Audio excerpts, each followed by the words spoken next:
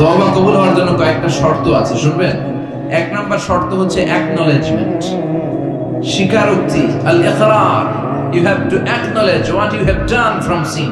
কি কি পাপ করছেন এগুলো গুনে গুনে আল্লাহরে বলবেন, আল্লাহ আমি পাপী, এই আকাশের নিচে, এই জমিনের উপর আমার চেয়ে বড় পাপী কেউ না, আমি সবচেয়ে বড় পাপী, আমি নরপিশাচ, আমি নাদান, আমি মূর্খ, আমি নালায়েক। চিল্লায় এখন ঠিক কিনা? এইভাবে নিজেরা ছোট করেন আর স্বীকার জান, আল্লাহ আমি পাপী, আমার চাইতে বড় পাপী কেউ নাই, আমরা সবাই পাপী, আমাদের 14 গোষ্ঠী পাপী। জোরে কোন ঠিক কিনা?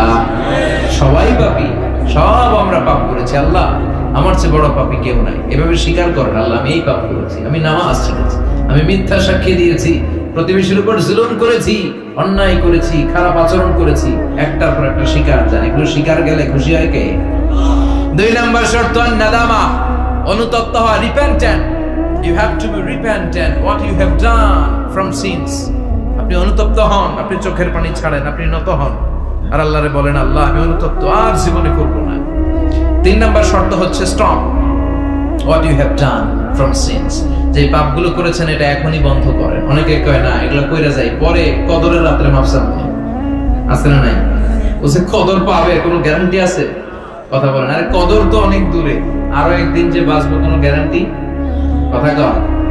শ্বাস যেটা ভিতরে ঢুকালাম, ব্রেথ ইন, এই ব্রেথ আউট, শ্বাসটা বের করতে পারবো, কোনো গ্যারান্টি আছে? লা ইস্তাখিরুনা সাআতা ওয়া লা ইস্তাকদিমুন। 1 সেকেন্ড আগেও আসেন, 1 সেকেন্ড পরেও আসেন, সেটার নাম হচ্ছে মরণ। চিল্লায় বলেন ঠিক কি না? তার মানে আপনাকে থেমে যেতে হবে। থামেন, অনেক হয়েছে, আর না। Stop what you have done from sins. থামেন, থেমে যান, আর করবেন না।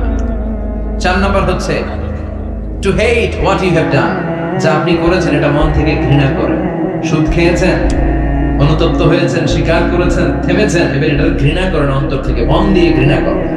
5 নাম্বার শর্ত হচ্ছে to determine that you never repeat this sin in your life again.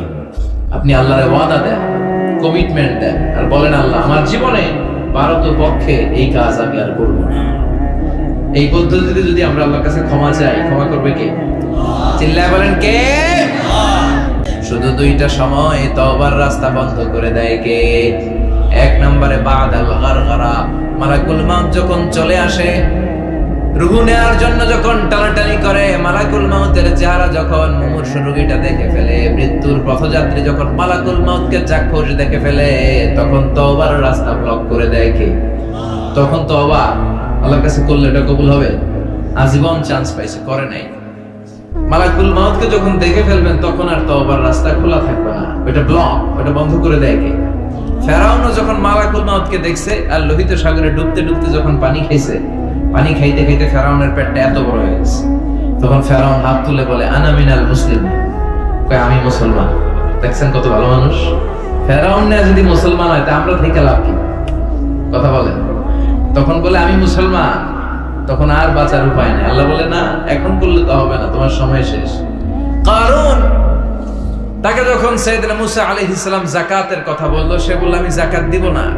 সাইয়েদনা মুসা আলাইহিস সালাম বললেন আযাবের অপেক্ষা কর। আল্লাহ আযাব পাঠালেন, ফাখাসাফনা বিহি ওয়া বিদারিহিল আরদ। কারণকে সহ, কারণের সব সম্পদ সহ আল্লাহ জমিনে দাবিয়ে দিতে লাগলেন।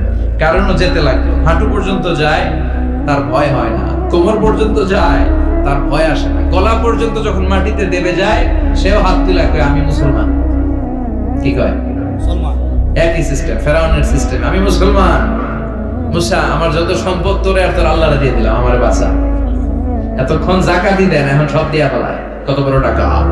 তার মানে একেবারে ফাইনাল স্টেজে যখন আপনি পৌঁছে যাবেন, তখন যদি আল্লাহর কাছে ক্ষমা চান কোনো লাভ হবে? কথা কন। এই মালাকুল মাউত আসার আগ পর্যন্ত যদি তওবা করতে পারেন, ওই তওবা কবুল করে নেবে কে?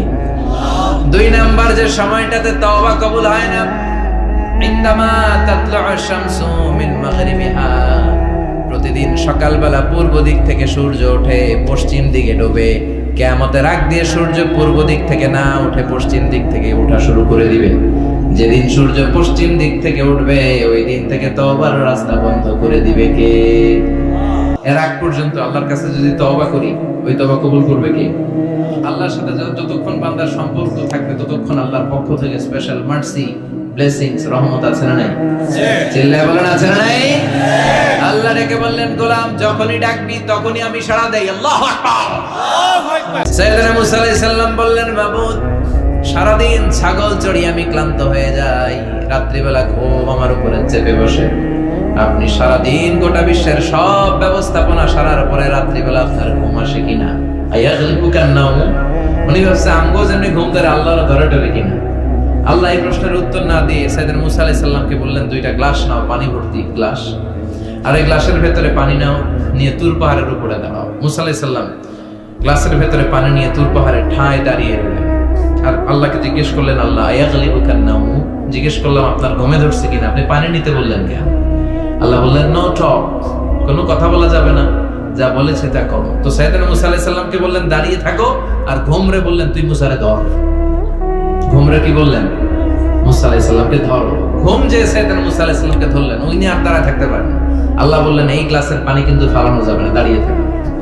সাইয়েদনা মুসা আলাইহিস সালাম একবার ডান পাশে যায়, একবার বাম পাশে, এদিক ওদিক করে, নাড়াচাড়া করে, মাগার দাঁড়িয়ে থাকতে পারে না, কারণ ঘুম অর্ডার মানে কার? সাইয়েদনা মুসা আলাইহিস সালামকে ধরলেন।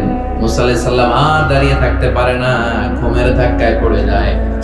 হাতের গ্লাসগুলো জমিনে পড়ে খান খান হয়ে যায়, টুকরো টুকরো হয়ে যায়, পানিগুলো পড়ে যায়, গ্লাসগুলো ভেঙে যায়।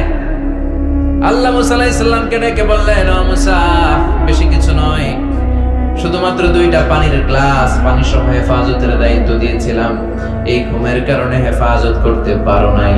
আমি আল্লাহ যদি তোমার মতো এরকম ঘুমিয়ে যেতাম, চন্দ্রের সাথে সূর্য লেগে, পৃথিবীর সাথে মঙ্গল লেগে, একটার সাথে আরেকটা তারা গ্রহ নক্ষত্র লেগে, এই গ্লাস দুইটার মতো খান খান হয়ে ভেঙে যেত রে মুসা, ভেঙে টুকরা টুকরা হয়ে যেত। লা তাখুযুহু সিনাতু ওয়ালা নাওম, never the sleeps nor the slumber overtakes him। আমাদের ঘুম তো ধরেই না, ঘুমের আগে যে ঝিমুনি আসে, তন্দ্রা আসে, ওইটাও ধরে